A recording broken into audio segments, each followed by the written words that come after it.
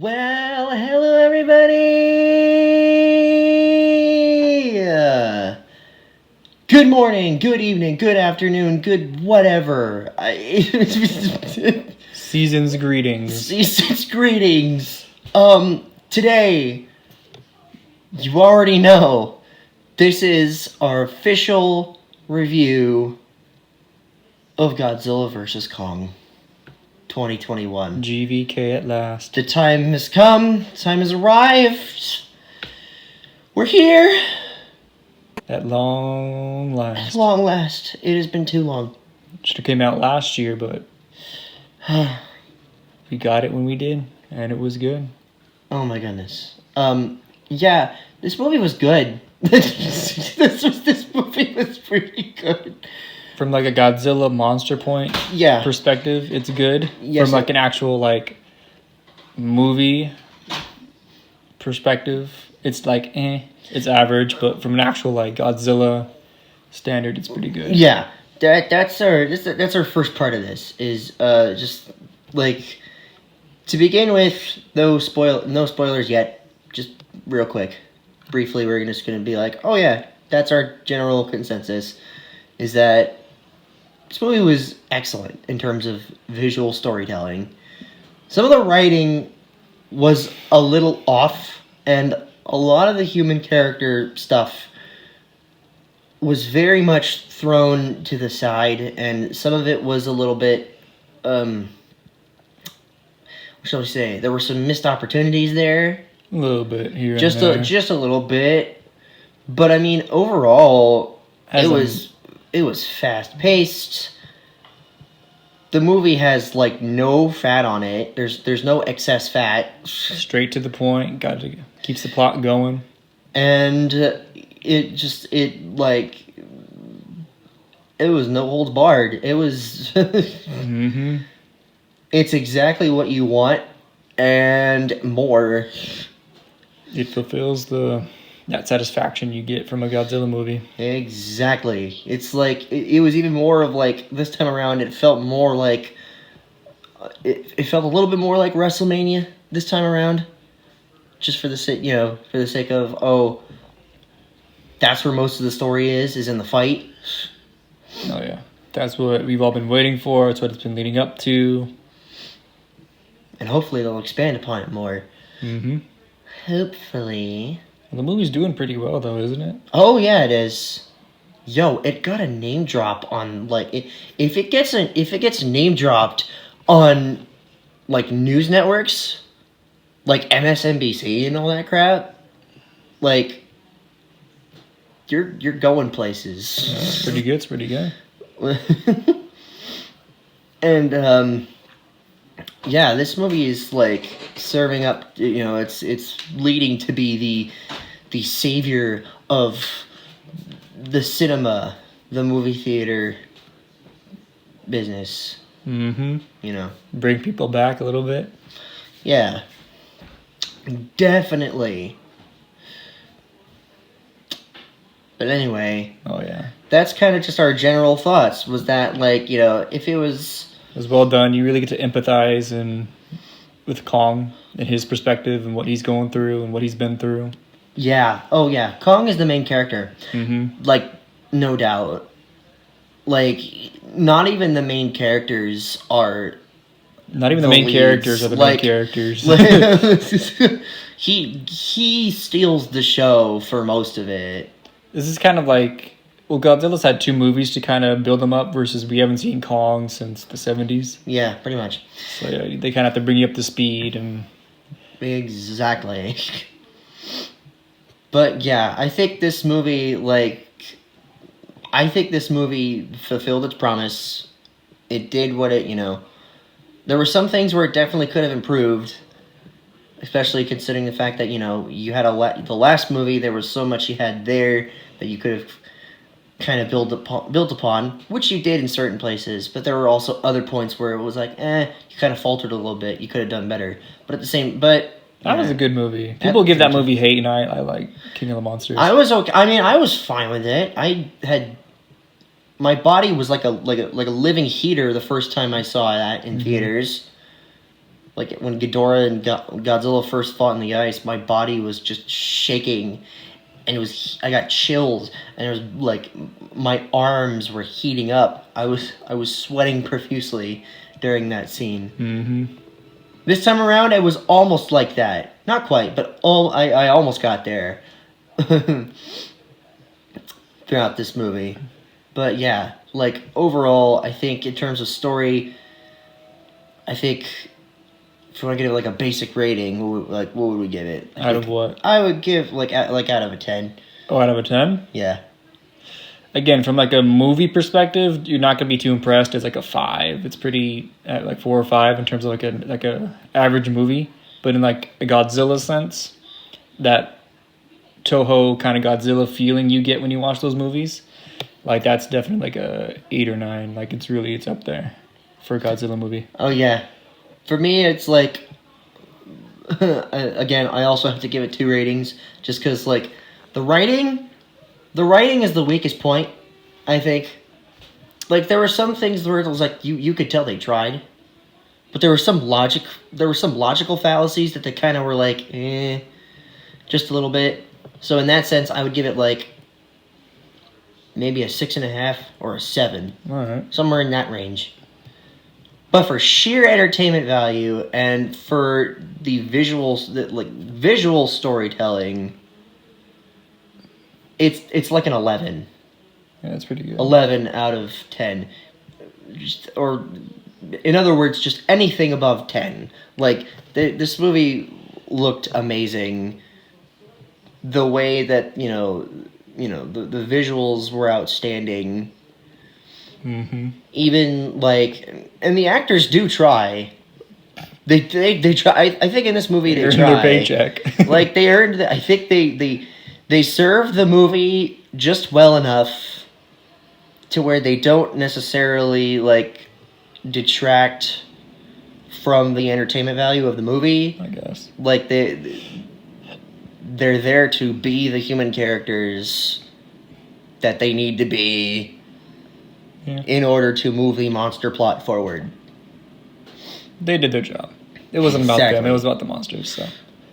So if you want that's our basic spoiler-less review. Spoiler. If you have HBO Max, if you're living in the U.S., go watch it on HBO Max. It's on until the end of April, I think. Yeah. The last day of April. Or if you happen to be, if you happen to have a local theater, go and watch it. Because that's, that's also an option. Yeah. All right. Let's move on to some spoilers, shall we? Spoiler alert. Spoiler alert. If you live in any country where the movie's not out yet, like, I think Japan or France, they don't have the movie yet, I don't think. Japan not? Well, I guess they're later. Yeah. But anyway, regardless, if you live in a country where this movie is not out in theaters yet, or it hasn't been released in your country yet, I highly advise you do not watch from here on out. Unless you're just that person who likes to be spoiled. Yeah. Exactly. Stick around. Give this video more views. Yeah, sure. Yeah. But anyway. All right. Anyway, let's go into them. Okay, so, oh jeez, where do we even start? From a 1 to Godzilla, it's Yes. That's another rating, though. This is a spoiler rating, though. Oh, yes. Good point. Get that additional one since you made it this far. Yeah. From a Godzilla standpoint, from a 1 to Godzilla, you get an From a Kong standpoint, from a 1 to a Kong, you get a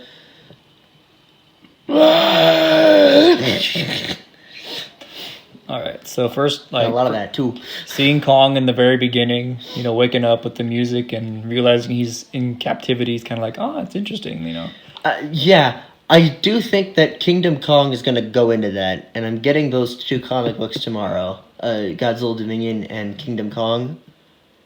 Cool. Because Kingdom Kong, I believe, is supposed to explain the whole thing of, Kamazatz, who's the giant bat thing, who we haven't seen in anything yet, like, kind of he pulls a Ghidorah and just kind of engulfs the island in perpetual storm and darkness. Oh. Pretty much. I think it's the point. Oh, that and would have been cool to see. And I'm like, okay, that if we're gonna go off of that idea, then yes, that makes sense. The only thing is, how are they able to keep Kong in comatose long enough to build a base around him? I don't know. I'll have to explain And for him not to notice. I don't know. I think he knows. He knows. Because he was throwing the trees, so he knew he was like, hey, this isn't real. I mean, he knew, but, like, you know, he saw Gia on the ground, and he was like, wait a minute, what is, like, that was probably his first moment of being like, wait, I'm probably not in a real, I'm living in a simulation. Mm-hmm. Then he threw the tree, and he realized, oh yeah, this is a simulation, and I'm sad now. Yeah. So all that was pretty interesting, and then we see Godzilla coming out of the ocean for the first time. Yeah. Oh yeah. So that whole scene. I think we could have used a little bit more of those scenes, but like, I was fine with it. I didn't mind. Oh yeah. That was pretty cool. Seeing him attack everywhere, and like, oh, you get the villainous side of Godzilla. Villainous side of Godzilla, yes. In the MonsterVerse. Of course. Because we needed that. we needed that from the get-go. Mm-hmm. We finally get it. Thank God. Godzilla. Thank Godzilla. But anyway, alright, so then there's we get to the whole the two plots that kind of are side by side, the two teams. It kind of reminded me of a TV show. How some TV shows have like subplots, and you know how there's like, there's the main plot that the episode focuses on in that show, but then the side plot is like, oh, here's our little subplot, here's our other thing that's happening here. Mm-hmm. So that's what I kind of thought. That's what it felt like to me. You have Millie Bobby Brown on one side, and then what was the deaf girl's name? Gia, kind of on. Yeah. You have her and the scientist on that side, and then you have Millie Bobby Brown, and then the character Josh, and then the podcast guy on that side. He kind of reminded me of myself. I mentioned this in my little sort of semi-minor spoiler-esque. Spoilery. It's not very spoilery, but like, I did a review with Jake Pallad. Go watch that video. It was a little shout out to him, because it was a brief little review of the movie with him, where I kind of let him took the reins a little bit. That was his review. Now we get my review. But anyway, if you want more insight, coming from him, like, go check out that video. But I think I mentioned in that video that, yeah, I think Josh's character reminded me of myself a little bit too much, just minus the ability to pirate movies or the ability to drive, because I can't do that yet. Oh, yet. Yeah. Hear that, FBI? He's going to start pirating movies. He's on your watch list now. I meant driving too. Like, I can't drive yet. I don't have a car. I don't have a license. I'm working on it. I don't have one yet, though. But anyway, other than that, like, a little bit of his sarcasm, a little bit of his like sidelined personality, a little bit of him getting sidelined by the other characters, a little bit of the humor, his love for Judas Priest, because Judas Priest gets a little bit of love in this movie. Granted, he was breaking the law. Well, that's what they were doing. But like, well, so it's kind of relevant. It's relevant, but it's also their most famous song. So I was like, cool. No duh, he would kind of play that song. I mean, I loved it when I heard it. It was kind of brief, but like, but it was a nice. I really liked that little touch. Oh yeah. And yeah, I mean, you're not wrong. It does make sense that they're going in, they're breaking the law, and they're literally breaking into like a high tech, high security base that houses a dark secret, which we'll get to in a minute. Do they ever explain what that engine part is? When Godzilla, does the atomic breath, knocks out the podcast guy, and then he wakes up and sees them. Although they don't straight up explain it, but they show you. So it's like a power source for. Well, I was kind of confused about that part. Yeah, we'll get to that in a minute. Where to next? When they evacuate Kong? Yeah, because then they got to get Kong on, because then they're like, oh yeah, we got to get this power source, which like, okay, sure, we got a power source that we got to find to power, this thing that's going to, defeat Godzilla because he's going on a rampage. Mm-hmm. So it's kind of that contradiction that kind of like, oh yeah, Godzilla's after Apex for a specific reason. Meanwhile, Apex is like, oh, we have to build something to stop Godzilla, so we need a power source that we got to get you to go on an expedition to go into the Hollow Earth to get it. To find a power source that would power their main. So then they're like, oh yeah, well, we could have a Titan go in there with us to kind of show us around. Because they use the whole thing of like salmon knowing where to go, like newborn salmon know where to go from, like because they're born in an area, they go live their life, and they know to return to that area. Yeah. So they kind of were like, hey, maybe that happens with the Titans too. So something like that. Yeah, pretty much. It's a genetic memory. Yeah. So then they're like, hey, Kong's really the only chance we have at that. So then they. Which is funny that they mention genetic memory because that's not the first time that idea was played out in Godzilla. Remember Godzilla against Mechagodzilla? Oh yeah, when the bones of the original. When they use the bones of the original Godzilla. Well, that's kind of. And he has that genetic. It's not. It's maybe not the same type of concept, but it's the same like name drop kind of a like thing. Kind of, yeah. Yeah. And he kind of, remembers that he used to be Godzilla, so then he goes on a rampage. Well, that happens. That's similar to what happens later, but yeah. Yeah, but anyway. So then they transport Kong on a boat. On a boat. They got one bigger.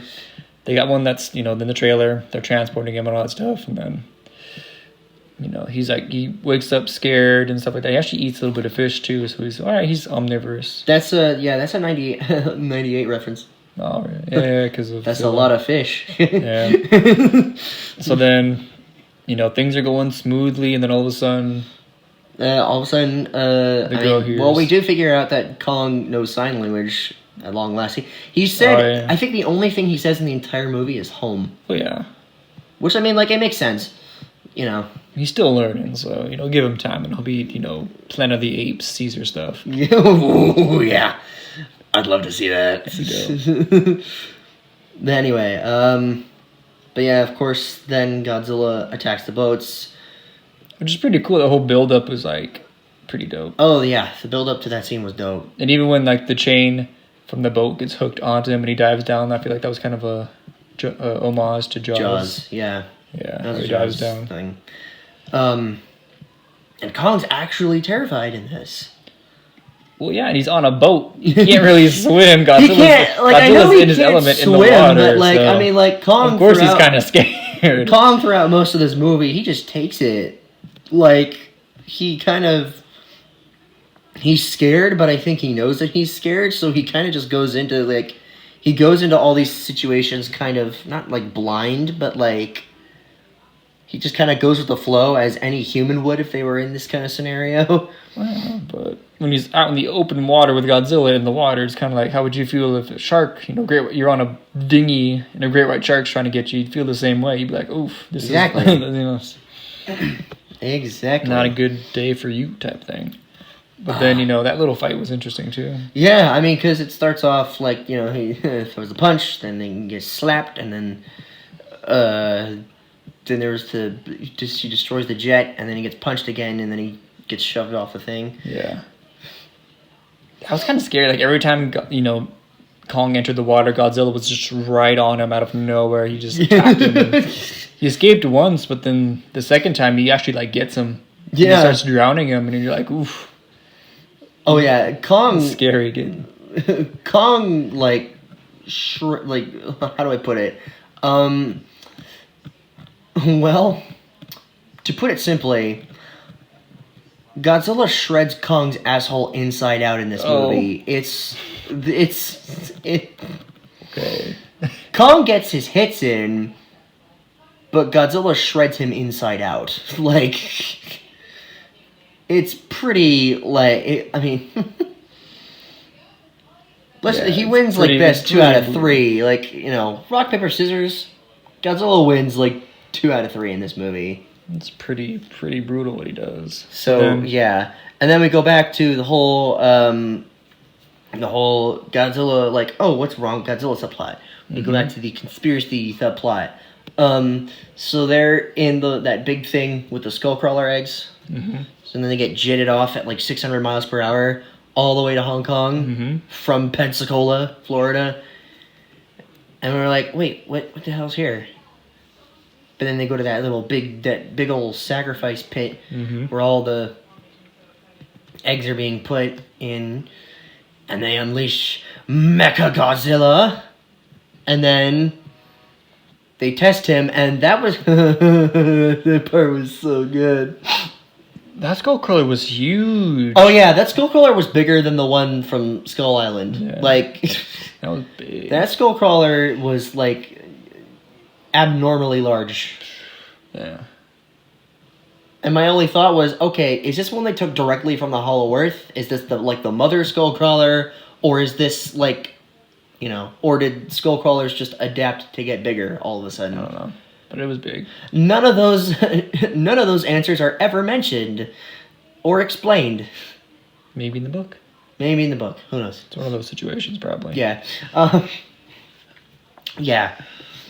Because not even Ramarak from Skull Island, he was like maybe 100 feet tall, maybe like 200, 300 feet long, but this thing was like 400 feet long. It's pretty big.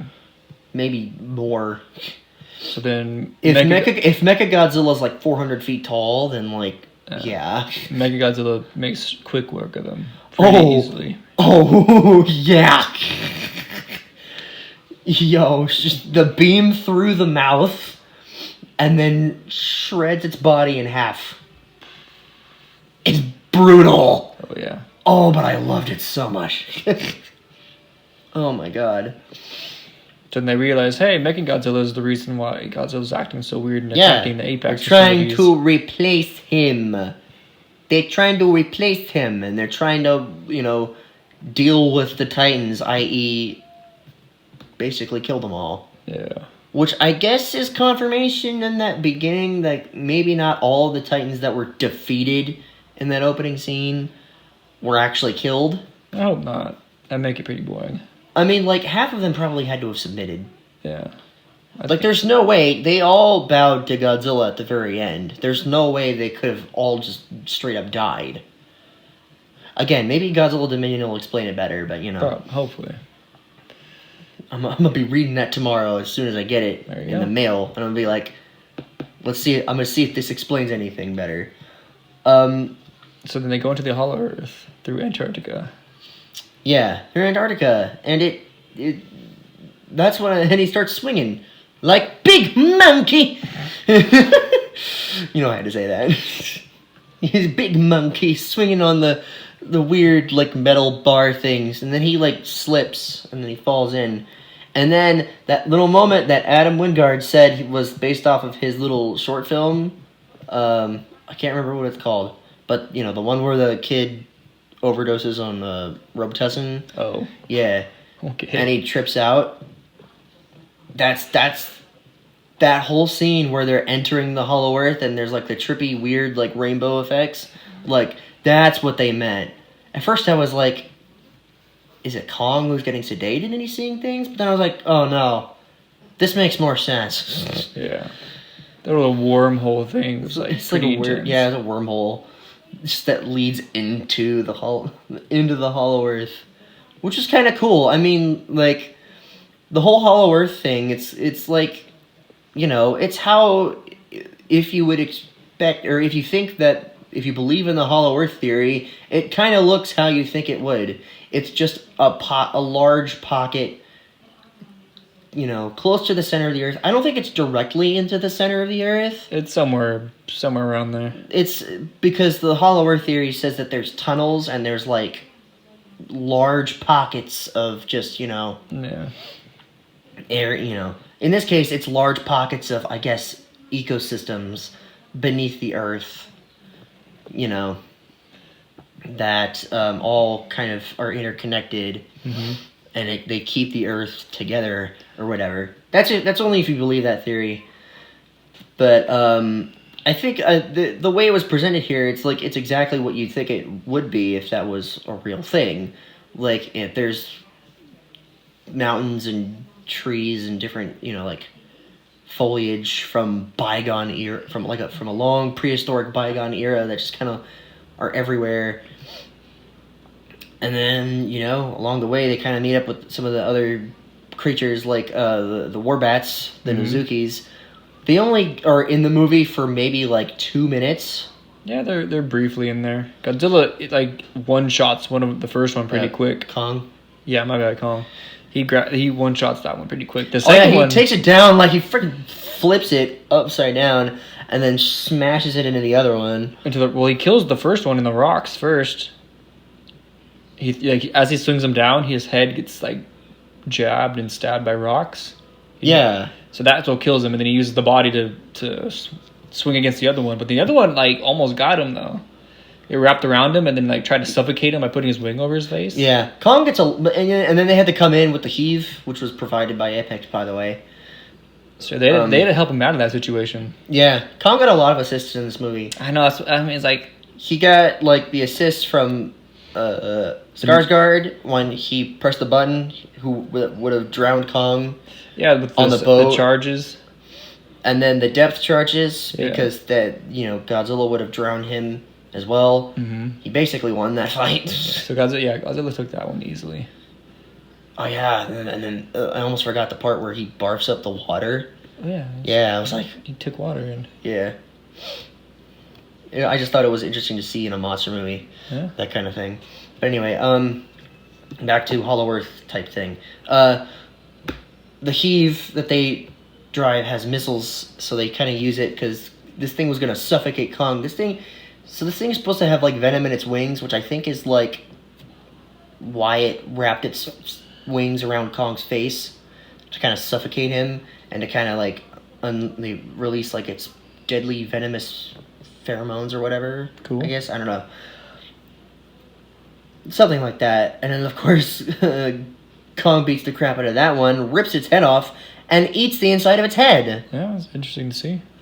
It was brutal. Oh yeah. It was just brutal.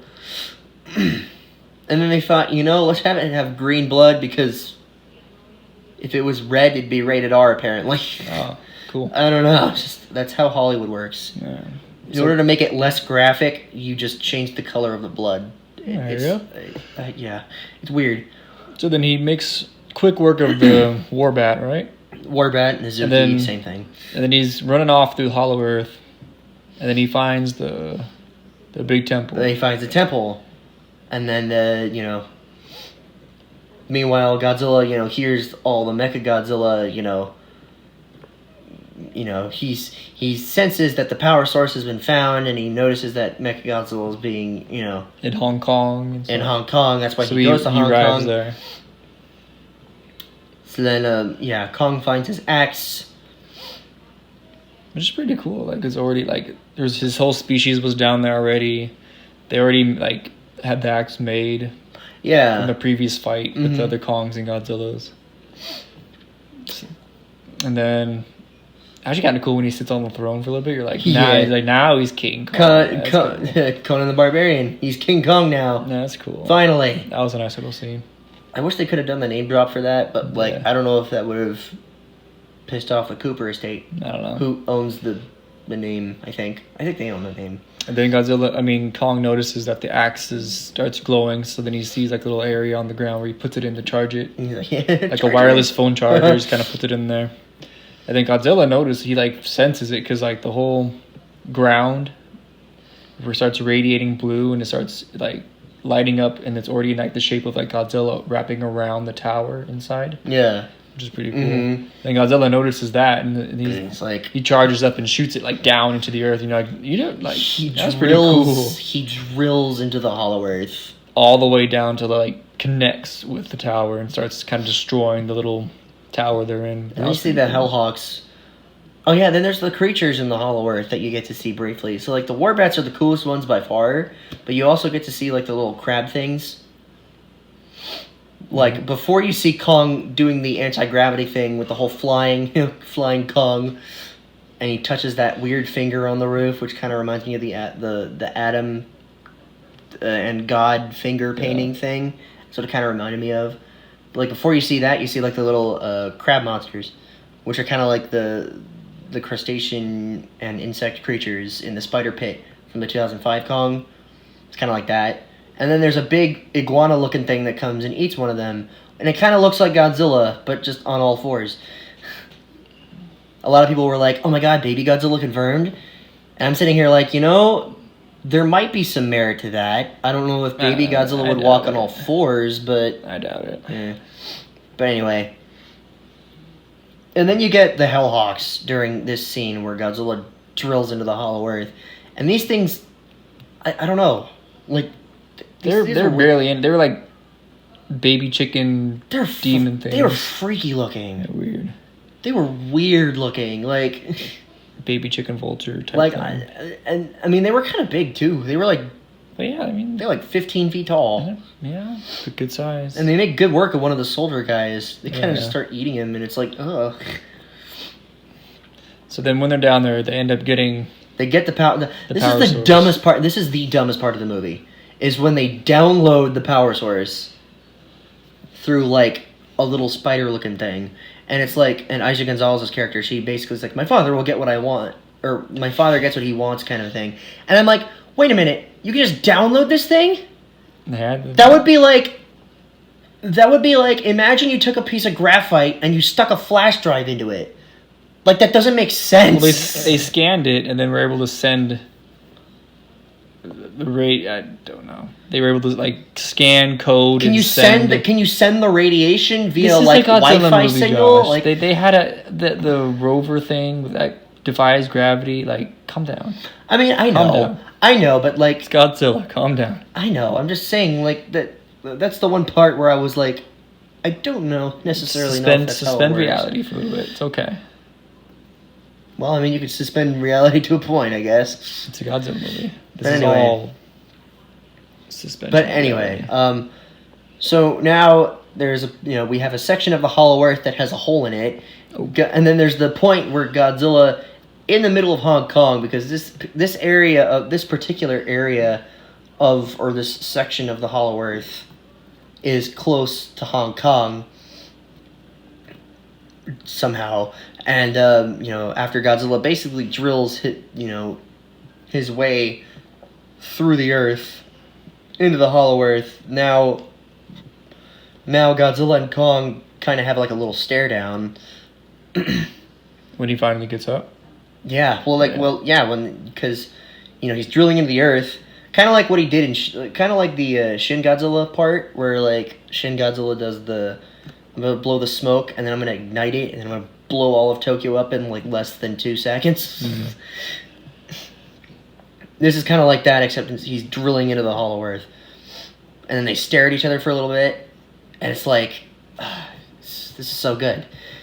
Because you know how gravity probably is kind of fucked up, between somewhere that's closer to the center of the Earth, underground, versus the surface of the Earth. Gravity's definitely a bit different. Mm-hmm. So they're both looking at each other like, yeah, I'm coming for you. So then Kong gets back up. Then they finally have that final squabble between one another in Hong Kong. And it's the best freaking thing possibly in the entirety of all 4 of these movies. 2014, Skull Island, King of the Monsters, and this one's this final fight is so good. Godzilla, I mean, Kong claps Godzilla for a little bit. He gets some good shots in.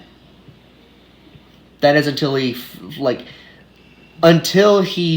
does the last axe drop, and then he does he jumps off the building. He clever boy. He throws the little crane thing, and then jumps off the top of that one building. Lands on Godzilla and smashes his face into a building, getting shards of glass in his mouth. Godzilla takes a beating in this movie, and he keeps coming back. That's what he's just resistant. He takes a beating, but keeps coming back. There was the 62 reference. Oh, when he shoved the axe. When he shoved the axe handle down. Briefly, because down his throat. Godzilla knew all he had to do was charge up his atomic breath, and that would have been it. So that was his go-to most of the time, was just trying to... Oh, briefly at the beginning of the fight, if you couldn't tell, Kong was trying to do, Kong got a hold of Godzilla's jaw a little bit, and I was like, oh, shoot, is he going to try to do the jaw break? Maybe. And that was at the beginning of the fight. So, yeah. And he, it was very brief, and you could barely notice it, but because the action was happening so fast. But, when you see it, you see it. He tried to do that, and he just couldn't because Godzilla kept charging up, and Kong tried to elbow him a little bit. It worked to an extent. But I think because then up until where Kong kind of jumps on his back, and then Godzilla kind of he bites him and flips him over.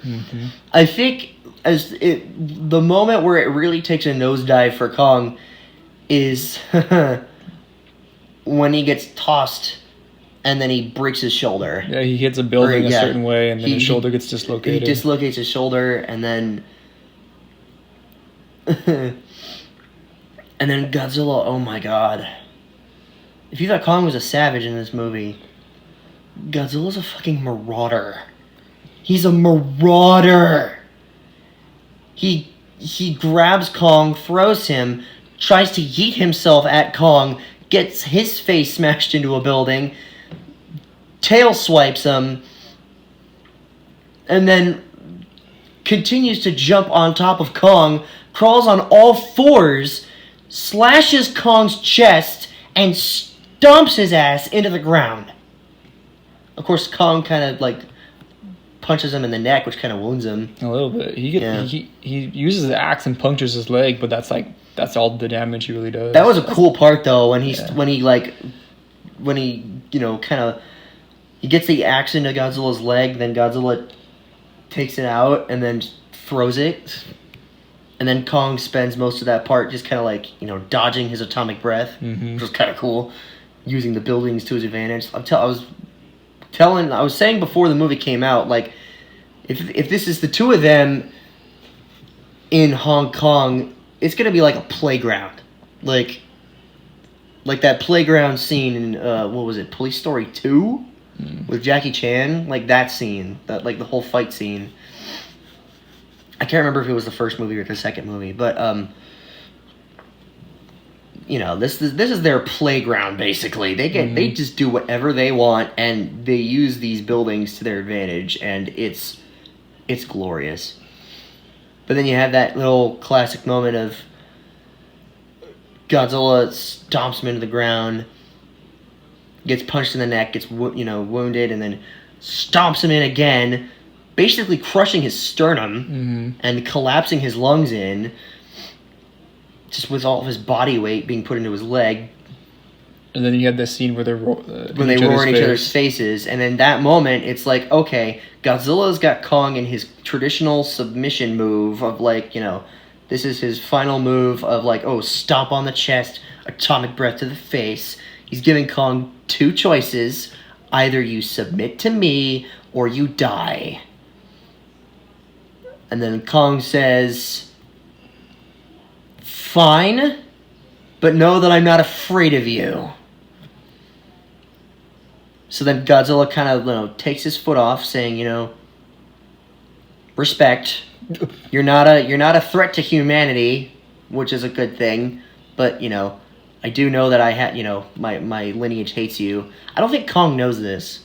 No. I don't think Kong himself has any knowledge of their past rivalry. Mm-hmm. Godzilla might, because he's old enough, millions, because he's old enough to probably have known that fight. Yeah. Kong may or may not have. This particular Kong may or not have been old enough to know that, mm-hmm. or have experienced that squabble between the Kong clan and the Godzilla species. Yeah. So then Kong's basically down for the count. He's injured, he's on the verge of death type of thing, and then all of a sudden Mechagodzilla. Yeah. Oh, that moment when the way they explain it, I think the way they explain it is oh yeah, they have Ghidorah, they use the DNA from the head of Ghidorah, mm-hmm. and Ren Serizawa is piloting it, kind of controlling Mechagodzilla. And then the DNA from the head is connected to, I guess the brain is in the head of Mechagodzilla. I guess the Ghidorah, they probably harvested the brain and then put it inside of Mechagodzilla or something like that. Maybe something like that. I don't know. But sure, whatever. And then pilot disconnected, and that classic moment when Demi Bachir is doing his little villain speech. And then Mechagodzilla, you see in the background, he turns around and is like, oh shit, oh shit. And it kind of reminded me of Godzilla vs. King Ghidorah, when the one guy dies in the building because he's looking at Godzilla, and Godzilla looks at him and he's like, thank you for saving me in World War II, and then he dies. Yeah. That's what it kind of reminded me of. So basically, the human pilot gets killed, so it's no longer... Ren Serizawa dies. Yeah. I think that's my biggest gripe with this movie, is that they kind of wasted Ren's character, because he's supposed to be the son of Ken Watanabe's character, Ishiro Serizawa, who is one of the most likable characters of the past 3 movies. We're looking at his son, who's okay, he's working for Apex. Why are you working for Apex? Why do you all of a sudden want to kill Godzilla? What's your deal? They don't explain any of that. They just say, oh, he just kind of is relegated to a henchman role. Kind of like Starscream, or if you've seen the Hulk 90s TV show, kind of like Gargoyle, who's the leader's henchman on that show. He kind of gets relegated to just the villainous sidekick role. Oh, or Snively from the Sonic the Hedgehog cartoon. He's kind of like that. So he gets killed, and then it's basically Ghidorah taking control of Mechagodzilla. Oh yeah, and then easily the best part of the movie, just the final climax. The final climax, outside of course the final battle, the nighttime battle in Hong Kong. This is the best part. Outside of that, mm-hmm. is just this whole final climax, which takes place the next morning. Mechagodzilla basically blasts his way out of the mountain, and he does that little laugh thing, which is the clanking noise of the it's that was him laughing, and I was like, yeah, he's laughing. And then Godzilla charges him. He runs, mm-hmm. but then again, he you could kind of tell he's lost weight ever since he just started protecting the world. Ever since he woke up from his slumber, he's been losing weight. The taller he grows, the more weight he loses. Kind of. Right. It's you can tell he's getting a little bit slimmer. But yeah, he starts. They get that little. He gets his laugh in. Godzilla gets his roar in. He charges him. They charge each other, and then the fight begins. And Godzilla gets his ass whooped. Mechagodzilla was OP, for no reason. Well, not necessarily for no reason, because he's always been OP. But dang, I mean, maybe the original. Oh, the other adaptations weren't that powerful. I beg to differ. Mechagodzilla 2 damn near killed Godzilla, to the point where Rodan had to come in and land on top of him and resurrect him. I guess, but Godzilla almost died in that movie. Straight up. In the beginning, of course, he did the little hook thing, This is Godzilla versus Mechagodzilla 2 we're talking about, where he had like the weird shock grappling things. They try to shock him, but then Godzilla reverses the shock and cripples him. Like, okay, yeah, sure. But like at the very end of the movie, when Mechagodzilla becomes Super Mechagodzilla, he does some work on Godzilla. He kills him pretty much. Just like he wounds Rodan. He wounds Rodan badly, and Rodan was Fire Rodan at that point. Like, he wounds him, and then Godzilla had to come in and, attempt to destroy Mechagodzilla. But that didn't work, because Mechagodzilla damn near killed him. And then when he basically was lying dead on the ground, Rodan had to come in with his wounded self, land on top of Godzilla, and just, put all of his energy inside of Godzilla, and then that's what caused Godzilla to get up, and yeah. So this is actually kind of fitting that Mechagodzilla was OP in this movie. Jeez, and then of course Kiryu had the freeze cannon thing. I think Kiryu is the least powerful adaptation of Mechagodzilla. Aside from, of course, Mechagodzilla City, which was really dumb, but that doesn't count. But in this one, he was just powerful. He had the atomic breath. He had his own red laser. Fly a little bit. He had the red laser that he shot from his mouth, which was kind of like his own atomic breath. He had the rocket propulsion. He kind of had that weird Pacific Rim Jaeger thing with like the super punch or whatever. Mm-hmm. The atomic, kind of like an atomic punch. Yeah, kind of like an atomic punch.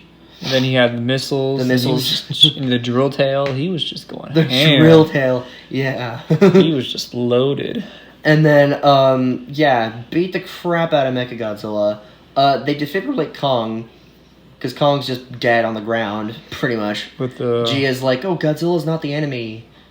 And then the ragtag group, Bernie and Madison and Josh, they're all over here like, oh, we gotta stop him because he's still hooked up to the satellite. Somehow. Yeah, because radiation, because satellite just, I guess, does that. Control whatever. So then they disable that. Yeah, so they disable that. He says, I'm gonna pour some whiskey on it. I'm gonna pour some whiskey on the control board. Because, when Kong wakes up and he puts his shoulder back in like freaking Rocky. Like, oh my god, that was so awesome. And then Mechagodzilla almost killed Godzilla. He had him in that, He had him in the same... on the ground. Had him on the ground. He kind of pinned him like Godzilla would do. He pinned him to the ground and, did the whole thing of, like, trying to open his mouth and do the atomic breath sort of thing. Or the laser, I guess. The sonic photon scream or whatever. And then Kong comes in from behind, yeets himself on top of Mechagodzilla, and then it almost becomes his fight. Pretty much. Because there's a little bit of teamwork that happens, which is really cool. Oh, it's so cool. I mean, of course, some people are like, oh, it's like Batman versus Superman, but it's like, nah, I think this one was better executed. A little bit, yeah. This movie's, number one, more entertaining overall, and number two, it's like, I think it was just better executed in terms of the story. I mean, Kong reluctantly decides to do this. Mm-hmm. As soon as he wakes up, he's like, do I seriously have to help this guy? He just, like, almost killed me, like, maybe an hour ago. But, like, he eventually comes to terms because of Gia and is like, well, I love you. I care about the Earth. He's dying over here. And I know that thing is not organic, and that thing is not real. It's not good, so I gotta go off and help him. So two of them team up for a little bit, which is really neat. Yeah, you just a little kick, and then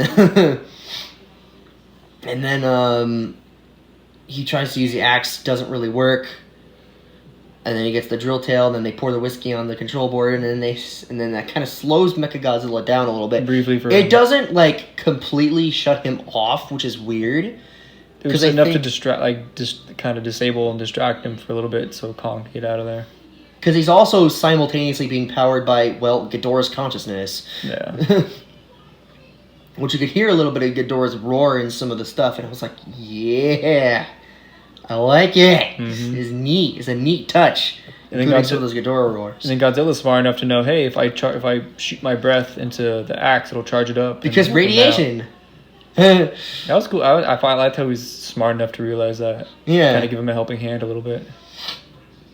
Not smart enough to realize that Kong was on top of a building to land on top of him, but he was smart enough to realize, hey, if I shoot this, it'll give him a little bit of an advantage. And then he does. Like once it's charged up and he starts swinging it, does the trick. And then Mechagodzilla, I guess, gets most of his limbs chopped off, and he bleeds. He bleeds oil, I think.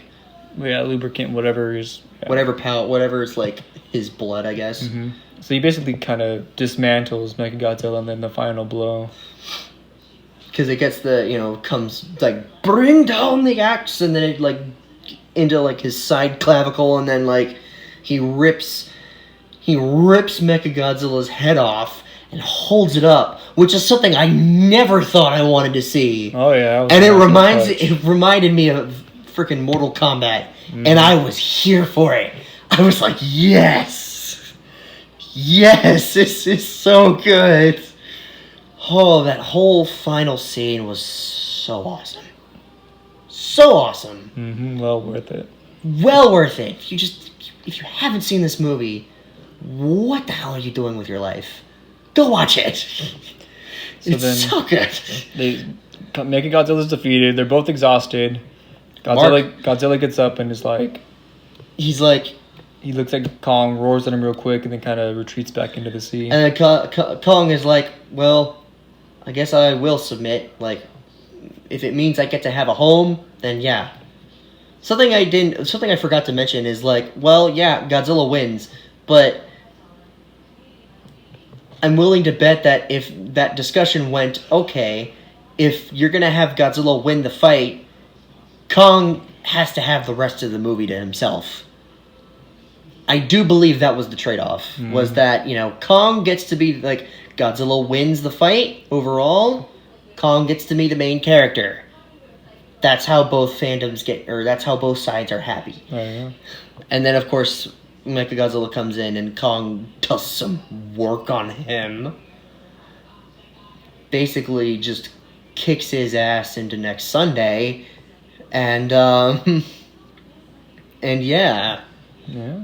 Movie of the year, everyone. Mm-hmm. Movie of the damn year. So good. It's perfect. And,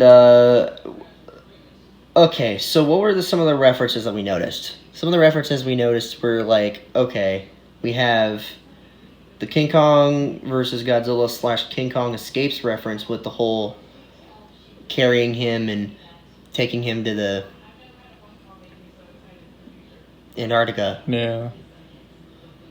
We have the whole Mechagodzilla Ghidorah thing. The Mechagodzilla Ghidorah connection, which I think was Godzilla vs. Mechagodzilla 2, when they took Mechaghidorah's metallic head and they used that to basically create Mechagodzilla. Yeah. Which, by the way, I forgot to mention the little thing that you saw at the beginning, where he was like, "What the hell was that? That little thing that you mentioned." Mm-hmm. That was supposed to be I do believe that's Mechagodzilla's eye. Oh, okay. Yeah. That's cool. If you could, it's circular. It was the red pupil. You saw the red pupil in the middle, and then they showed it a couple times whenever Mechagodzilla was revealed. So then, okay, so yeah, that was his eye. That was his eye. That's cool. Which it probably took no time at all to finish. For some reason, I don't know. I don't know how long I don't know what course of time or what the timeline is for this movie. How long it takes. Probably takes a few days. Maybe like a week or something. But or some other references. The Jaws references on the boat, of course.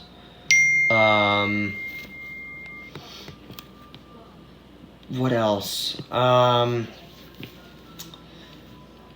already mentioned King Kong Escapes. I think there were certain parts of, I guess the war bat in and of itself you could say is a 76 reference where he fights the snake, but, not really.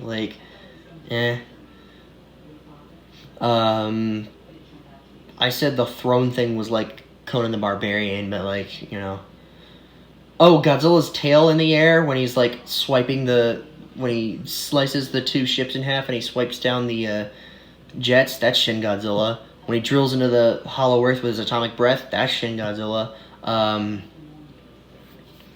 when Kong basically is down for the count, and he's like about to die, and they have to use the heave to as a defibrillator. That's kind of like the electricity part is like, oh, King Kong versus Godzilla when he gets his lightning powers. But it's also kind of like King Kong Lives when he gets the heart transplant at the beginning. I guess, yeah. Like, yeah, because in that movie they kind of carve his chest out and they replace his heart with like a metal heart so that he can continue living. So like, yeah, there's that. Except here, it's instead of a heart transplant, it's a literal defibrillation. Basically. Just to bring him back to life. That whole final scene, I guess, was like a Mechagodzilla 1974 thing. Just, or a Mechagodzilla 2 thing, from the 90s when, both instances, Mechagodzilla is whooping Godzilla's ass. But I couldn't help but, like, think of King Caesar. When you look at King Kong, like I couldn't help but think of King Caesar from Godzilla vs. Mechagodzilla because he kind of plays the same, like a similar role. A little bit. Kind of, a little bit. Not like they're both mammals. The only difference is that one is a gorilla and the other one's a lion. Like one's a gorilla god, the other one's a lion god. So like, it's cool. Yeah. And, oh god, were there any other references? Not really. Not from what I remember. I mean, like, this movie did a good job of at least being its own thing, whilst, of course, taking enough references to where you're like, okay, you notice them, but, like, they're not the thing that, like, is central to the story. Like I said, the whole axe handle thing was a 62 reference. Then there were, like, all the parts where Godzilla steps, or either steps on Kong, or when Mechagodzilla steps on him, which is like, oh, that's his finishing move. That has always been his finishing, Godzilla's finishing move the past, in the 2 movies prior. Because that's his way of just making monsters submit to him.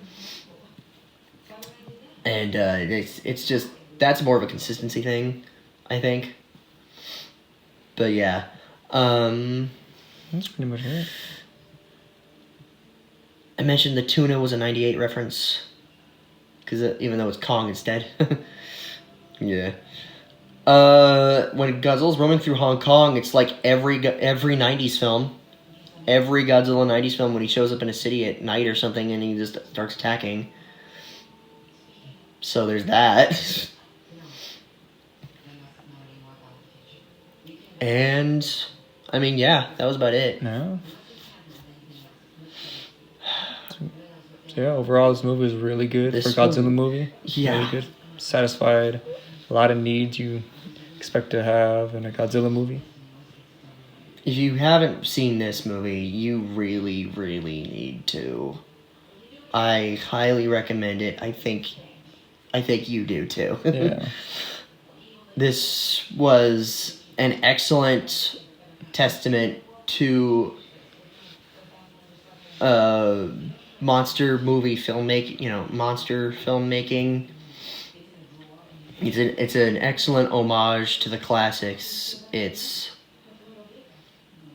done it, even though it's not perfect, the imperfections are at least done with a little bit of class. So there's something. Mm-hmm. So, I mean, no matter what rating we give it, I think this is kind of one of those must-see action movies.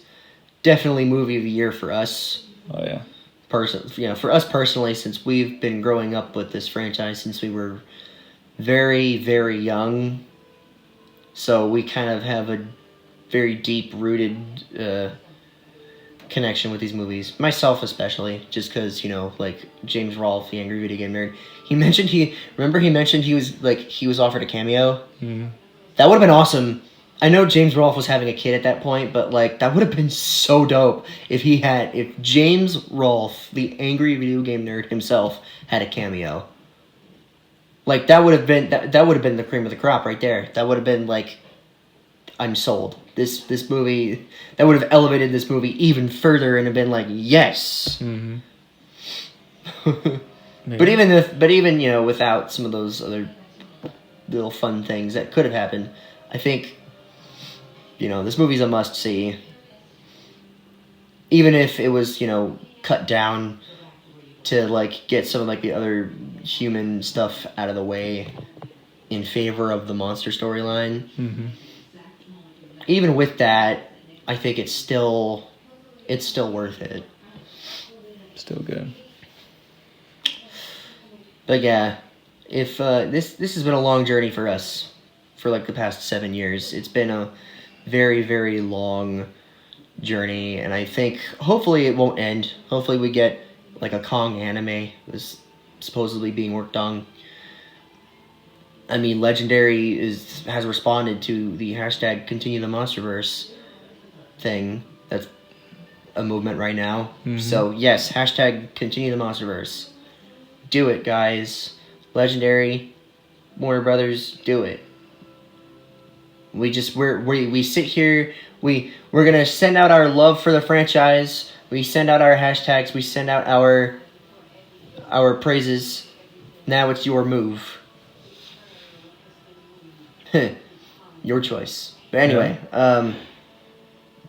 I guess there's that rumored Monarch show. Hopefully, I swear there needs to be a Monarch show. And if any of these shows happen, I gotta audition for them. And hopefully there's another movie that gets made. Hopefully Destroy All Monsters. I think some monsters I want to see, like, I want to see the Rhedosaurus. I don't know why that's the first one that comes to my mind. I want to see the Rhedosaurus.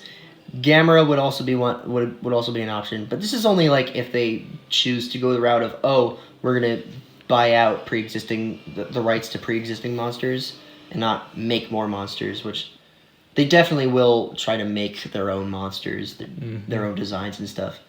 But if they choose already existing, copywritten monsters, like Rhedosaurus is a go.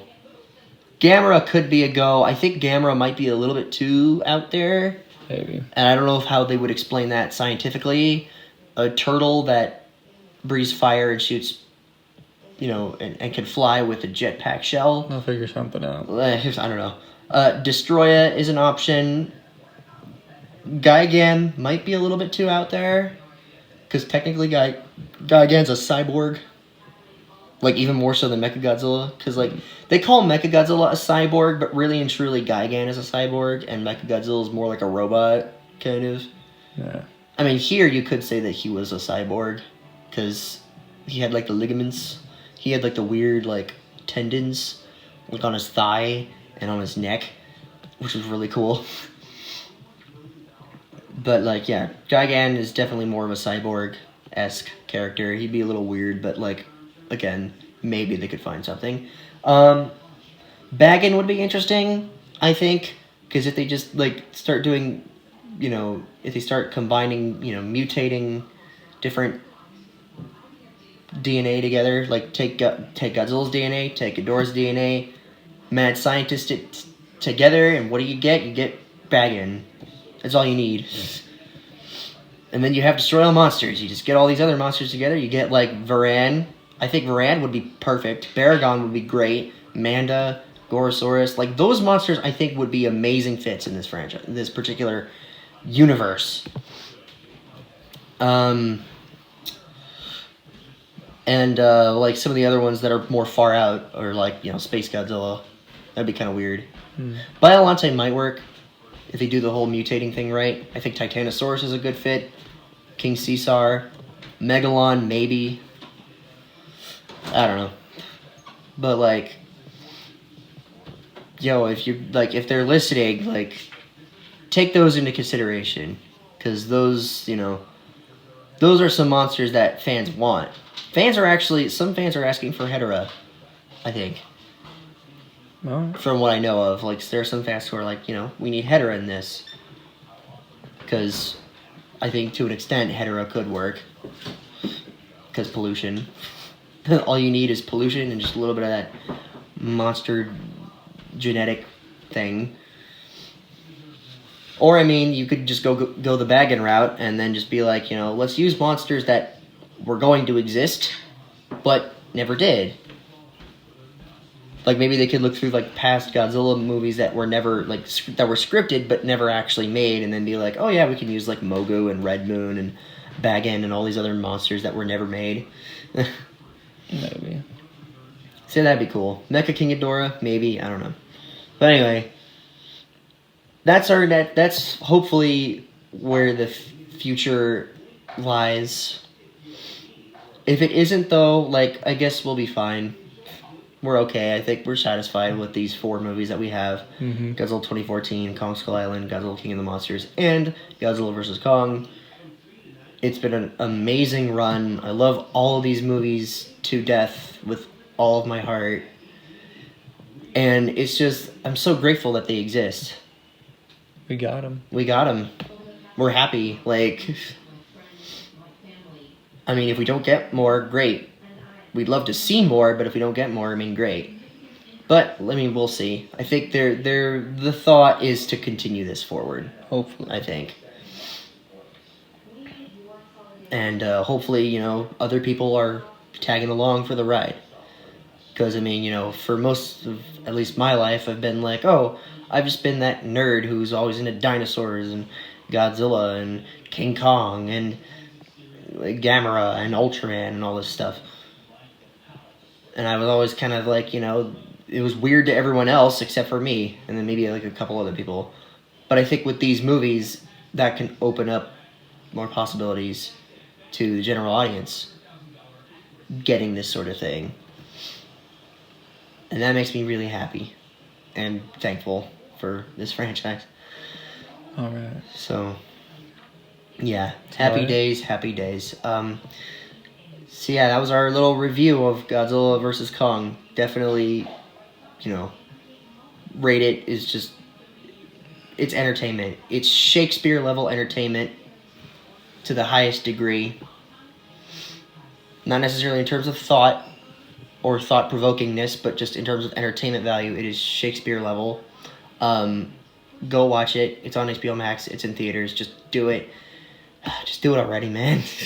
It's great. 2 iconic monsters fighting each other during an era of, you know, hard times and stress. And, you know, there's a lot of fear going around right now. And there's a lot of different, you know, people are trying to get vaccinated and people are trying to stay safe. And it's like, we're trying to open things back up. But, like, you know, go watch this movie. Find a way to watch it. It's a great way to keep yourself entertained. And it's a great pastime. You know, it's a great way to spend your time, I think.